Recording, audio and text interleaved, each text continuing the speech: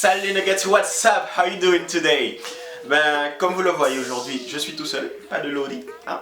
Je prends l'écran à moi tout seul. Non, en fait, ça va être une vidéo spéciale. Je vais faire une story time. Je pense que ça fait plus d'un mois que j'ai promis cette story time concernant mes expériences paranormales. Alors, je vais pas toutes vous les raconter aujourd'hui, ok, qu'on soit bien clair. Je vais vous en raconter deux, des expériences bizarres, hein. Du coup, j'espère que vous allez kiffer. En tout cas, n'oubliez pas de commenter et de partager la vidéo. J'aimerais savoir en commentaire si vous aussi vous avez eu des expériences paranormales. N'hésitez vraiment pas à les partager avec nous. Likez la vidéo, partagez-la, abonnez-vous et surtout activez la petite cloche, c'est important pour être notifié pour les prochaines vidéos. Ça fait bizarre de dire ça, d'habitude c'est Lodi qui dit ça. Anyway, c'est parti.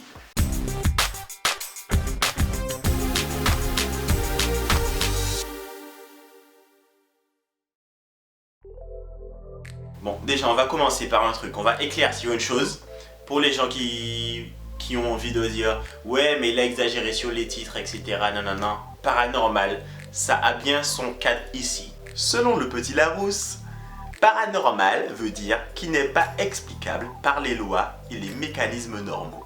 Voilà. Du coup, toute expérience que vous trouvez bizarre, que vous n'arrivez pas à expliquer, c'est paranormal. Alors on va déjà poser le cadre. J'étais au lycée, j'avais peut-être 17 ans. Et vous savez, quand j'étais au lycée, j'habitais tout seul. J'avais un petit studio pas loin du lycée. Ma mère, elle avait décidé que c'était le moment pour moi d'être un peu plus indépendant. Donc on avait choisi un petit studio pas loin du lycée. La vie est belle, on est content, voilà, on est au lycée, on a un petit studio, c'est la belle vie. C'était une grande maison à la base. Et dans la maison, il y avait 4 studios et le propriétaire, la propriétaire plutôt, des 4 studios, elle habitait au-dessus. Et franchement, c'était dans un endroit grave sombre. Quand je finissais les cours tard et que je devais rentrer chez moi, je tremblais un peu. Non, je tremblais pas, mais j'avais un peu d'appréhension. J'étais jamais à l'aise quand il n'y a pas de lumière. Voilà. Du coup, j'avais un peu d'appréhension quand je devais rentrer chez moi après les cours. Et voilà. Mais après, jusque-là, tout se passait bien. Je sais pas qu'est-ce qui s'est passé ce jour-là, mais voilà. Du coup, un jour, j'étais au téléphone avec ma copine de l'époque et je me rends compte en fait que le lendemain, j'ai cours, mais je n'ai pas ma tenue de cours préparée. Alors, j'étais cuisinier, donc voilà, j'avais pas ma tenue de cuisine prête. Il est déjà tard, il est peut-être, allez, disons qu'il est 23 h. C'est à ce moment-là que je lave rapidement une veste et puis je m'apprête à aller la faire sécher pour qu'elle soit un minimum sèche le lendemain. Et du coup là où je vais la faire sécher, c'est un couloir en fait. C'est un couloir. Le couloir en fait il est constitué de 2 murs comme tout couloir bien constitué. Ces 2 murs là en fait, en écartant les bras comme ça, je peux les toucher. Dans ce couloir il y a une ligne pour pouvoir étendre les vêtements. Et la ligne elle est au-dessus de ma tête mais vraiment quasiment à ras la tête quoi. Du coup je commence à étendre mes vêtements et tout. Et du coup à un moment, je me penche pour attraper un vêtement et au moment de me relever pour mettre le vêtement sur la ligne, il fait tout noir. Mais quand je vous dis noir, c'est noir avec un grand N. Et du coup, là je comprends pas ce qui se passe. Alors j'essaie premièrement de toucher la ligne parce que c'est la chose qui est la plus proche de moi. J'arrive pas à toucher la ligne. J'essaie de toucher un mur. Il n'y a plus de mur, je tourne sur moi mais avec les bras écartés, les murs que j'ai l'habitude de toucher avec les bras un peu pliés. Là je tourne avec les bras écartés, j'arrive pas à toucher de mur. J'essaie de toucher la ligne, pas de ligne, il n'y a plus rien. Et je vois rien, quand je vous dis noir, c'est vraiment noir total. Là franchement je commence à flipper. On a perdu l'assurance, on a perdu tout ce qu'il y avait. Et à ce moment-là, j'ai fermé les yeux, j'ai prié, j'ai ouvert les yeux, il faisait encore noir. J'ai fait non, non, non, je commence à prier tout là, je commence à prier mais j'ai peur, je suis tout seul, non. Et du coup, après j'ouvre les yeux à nouveau, après avoir prié, et là, je vois à nouveau la lumière de mon salon, les murs, etc., la ligne et tout.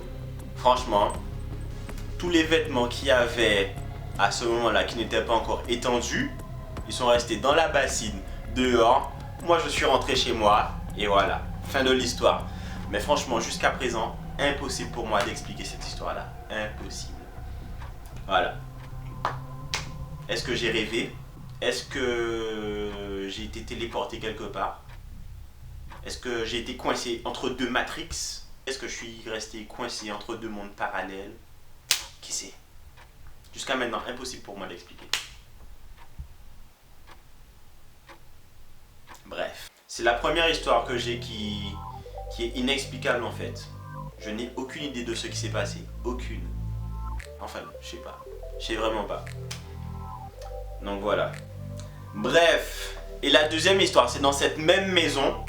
Alors, dans ce même studio. Et puis c'était au Gosier aussi, en Guadeloupe. Et on dit pas mal de choses des Gosiériens. Pour ceux qui connaissent. Bref. Alors là, c'est même pas sur un jour, mais c'est sur plusieurs jours. Alors que j'habitais encore dans ce studio, dans ce même studio, un jour, il y a un chat qui arrive. Et franchement, le chat, il est beau. Moi, j'aime les chats, d'accord? J'aime les chats. Ce chat-là, il est beau. Et je me rappelle que le chat, il voulait jamais que je l'approche. En général, j'ai beaucoup de chance avec les chats. Les chats, ils aiment bien que je... Enfin, je sais comment les amadouer, je sais comment les attirer pour pouvoir les caresser, etc. Mais ce chat-là, jamais je ne l'ai touché. Et je me rappelle, la première fois que je l'ai vu, j'ai essayé de l'appeler. Pousse, pousse. Ça attire tous les chats. Bref. Et le chat, il me regardait et tout. Dès que je m'approchais de lui, il partait. Après, je vaquais à mes occupations. Et boum, il revenait devant la porte et tout. J'arrivais, j'essayais de... Enfin, dès que j'arrivais, il me regardait. Dès que j'essayais de l'approcher, il partait en courant. Mais jusque là, ça va, il n'y a rien de paranormal. Et puis, un soir, je suis en train de regarder la télé. Alors, il y a une fenêtre derrière moi. Voilà, mais vraiment, allez, là où sont les plantes, il y a une fenêtre derrière moi. Et je suis dans mon sofa, je suis allongé, je regarde la télé. Et puis, je sens une présence. Alors, je me retourne. Je vois que le chat, il regarde la télé. Je fais, oh. Alors, moi, je me rapproche du chat et tout, et j'essaie de le chasser. Rien à faire, le chat il regarde la télé comme ça, il est droit. Après j'ai cogné sur la vitre et tout. Un chat normal, je cogne sur la vitre, je sais pas, il sursaute, il bouge. Lui il regarde la télé comme ça. Après j'ai vraiment cogné sur la vitre plus fort, j'ai crié ah pour essayer de lui faire peur, de l'effrayer. Rien à faire, au contraire il m'a regardé, il a fait genre. Il a recommencé à regarder la télé. J'ai dit waouh, c'est bizarre ça. J'ouvre ma porte, je sors de la maison pour essayer d'aller vers la fenêtre et tout. Le chat il a disparu. Oh, bizarre. Je retourne dans la maison. Le chat est à la fenêtre en train de regarder la télé. Je sors à nouveau. Le chat il a disparu. Trop chelou. Mais ce chat là il était franchement bizarre. Et c'est pas arrivé une seule fois ça. C'est arrivé plusieurs fois que ce chat là, quand je regardais la télé, j'ai acheté un rideau parce que ça me dérangeait franchement que je regarde la télé et que le chat regarde la télé comme ça. Ça me mettait, j'étais inconfortable, j'étais insecure, enfin je sais pas comment on le dit en français, je me sentais pas à l'aise, voilà. Ouais, du coup j'ai acheté un rideau pour cacher la fenêtre parce que moi j'étais pas à l'aise avec un chat qui me regarde la télé pendant que moi je regarde la télé, voilà. Je sais pas si c'est le soir même ou le lendemain, mais enfin peu de temps après. Un soir, je regarde la télé, j'entends gratter sur la fenêtre, gratter. J'ouvre la fenêtre, je vois le chat qui est en train de gratter et tout. Et il y avait la télé allumée. Une fois que j'ai ouvert le rideau, il a commencé à regarder la télé.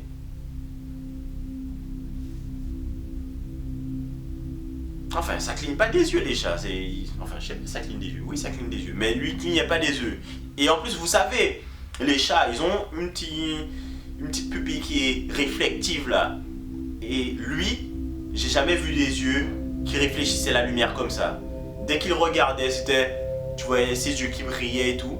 Parce que dehors il faisait noir aussi. Hein, et moi, je regardais la télé à l'époque. Pas dans le noir total, mais c'était assez sombre. Et du coup, le chat regardait la télé avec ses yeux qui brillaient et tout. Non.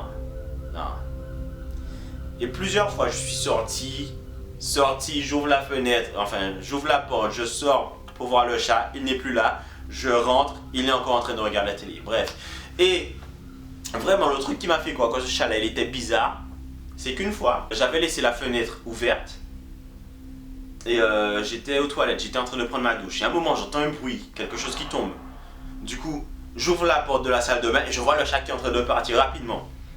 J'ai fini ma douche et tout, tranquillement, et je vais dans ma chambre. Et là, je vois que le cordon de mon chargeur, il est arraché, enfin, il est, comment dirais-je, le chat l'a rongé, quoi. Alors que mon portable était en train de charger. C'est normal qu'un chat il prenne pas des coups d'électricité quand il ronge un chargeur. Enfin, moi, je m'y connais pas en électricité, mais je pense que si tu as quelque chose qui est branché, que tu, je sais pas, tu ronges le fil ou le fil est dénudé, peu importe, tu prends un coup d'électricité. Apparemment pas ce chat-là. Il était là tranquille en train de ronger mon fil.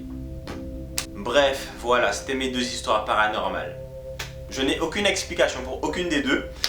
En tout cas, j'aimerais bien savoir vos avis. Si vous vous y connaissez en électricité, dites-moi si c'est normal qu'un chat, il ronge le cordon de chargeur et qu'il ne se fasse pas électrocuter. C'est pas normal ça pour moi. Et voilà, si vous avez des explications, des anecdotes aussi, j'aimerais bien savoir vos anecdotes. Laissez-les en commentaire. N'oubliez pas de liker et de partager la vidéo, de vous abonner et d'activer la petite cloche. Tchuss!